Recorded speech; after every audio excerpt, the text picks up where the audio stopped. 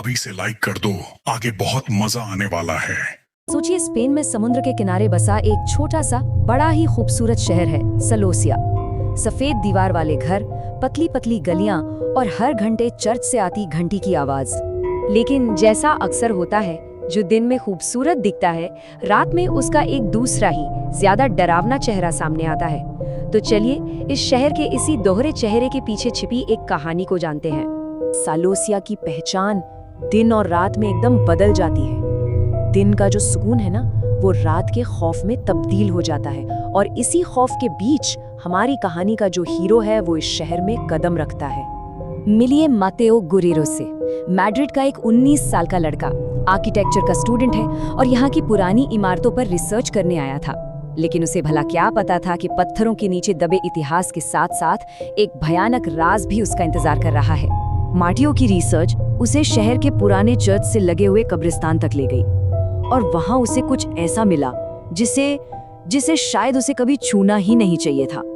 आप ही सोचिए, एक वीरान सा कब्रिस्तान और उसके बीचों बीच एक शादी का मंडप, सूखे फूलों से सजा वो टूटा फूटा मेहराब। ऐसा लग रहा था मानो किसी अधूरी कहानी की गवाही दे रहा हो।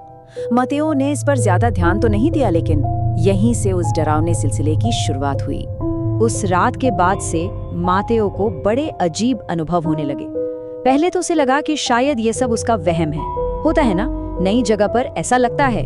लेकिन जब उसने अपने गेस्ट हाउस के दरवाजे से लेकर कब्रिस्तान तक गीली मिट्टी के पैरों के निशान देखे, तो वो समझ गया कि कुछ तो बहुत गड़बड़ है। डर तो बहुत लग रहा था, पर हिम्मत करके मातेओ ने उन निशानों का पीछा करने का फैसला किया। आखिर वो जानना चाहता था कि आधी रात को कौन उसके घर से कब्रिस्तान तक गया था। लेकिन सच उसकी सोच से कई ज्यादा भयानक निकला। और वहां उसी टूटे हुए मेहराब के नीचे वो खड़ी थी, एक दुल्हन, जो ऐसा लग रहा था जैसे सदियों से किसी का इंतजार कर रही हो। जब वो धीरे धीरे मातेओ की तरफ मुड़ी, तो कब्रिस्तान की खामोशी इतनी गहरी हो गई कि मातेओ को अपने दिल की धड़कनें तक साफ सुनाई देने लगी। अगली सुबह जब मातेओ ने गेस्ट हाउस के बूढ़े केयरटेकर को ये सब बताया, तो उस आदमी का चेहरा एकदम सफेद पड़ गया। उसने मातेओ को उस रूह के पीछे की एक ऐसी दुखद कहानी सुनाई जो 100 साल से भी ज्यादा पुरानी थी। ये कहानी थी इजाबेला रोमेरो की। साल था 1889। शादी की रात उसका दूल्हा उसे मंडप में अकेला छोड़कर भाग गया।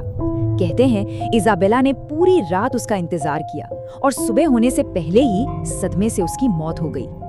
उसी दिन से इजाबेला की आत्मा को मृत दुल्हन के नाम से जाना जाने लगा। लोग कहते हैं कि वो आज भी उसी मेहराब के नीचे अपने दूल्हे का इंतजार करती है। सोचिए मातेओ पर क्या बीती होगी ये जानकर कि कल रात उसने उसी रूह को अपनी आंखों से देखा था। कहानी जानने के बाद मातेओ ने सोचा कि शायद अब सब ठीक हो जाएगा, पर वो बहुत बड़ी गलती कर रहा था। अब वो आत्मा सिर्फ कब्रिस्तान तक नहीं थी, वो मातेओ के और भी ज्यादा करीब आ रही थी। उस रात कदमों की आवाज उसके कमरे के ठीक बाहर आकर रुक गई। दरवाजे के नीचे से एक परछाई दिखी और फिर दरवाजे का हैंडल धीरे धीरे अपने आप नीचे घूमने लगा। मातेओ की समझ में ही नहीं आ रहा था कि आखिर ये सब उसके साथ ही क्यों हो रहा है। शहर में इतने लोग हैं, फिर वो रूह सिर्फ उसे ही क्यों परेशान कर रही है? उसने ऐसा क्या कर दिया था?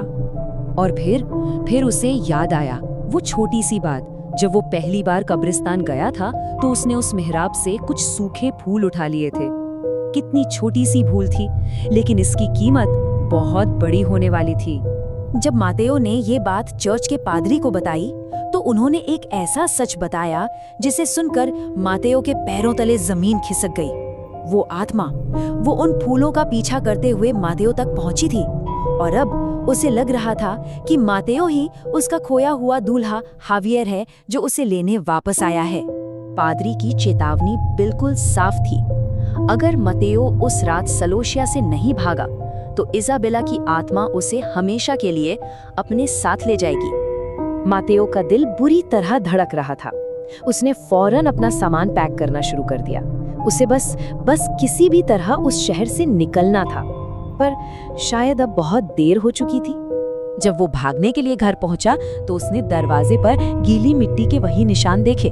वो समझ गया, वो आत्मा पहले से ही घर के अंदर थी। और ठीक उसी वक्त मानो जैसे आसमान को भी ये मंजूर ना हो, काले बादल छा गए, जोरदार बारिश शुरू हुई और घर की बत्तियां चली गई। अब मातेओ पूरी तरह से फंस चुका था।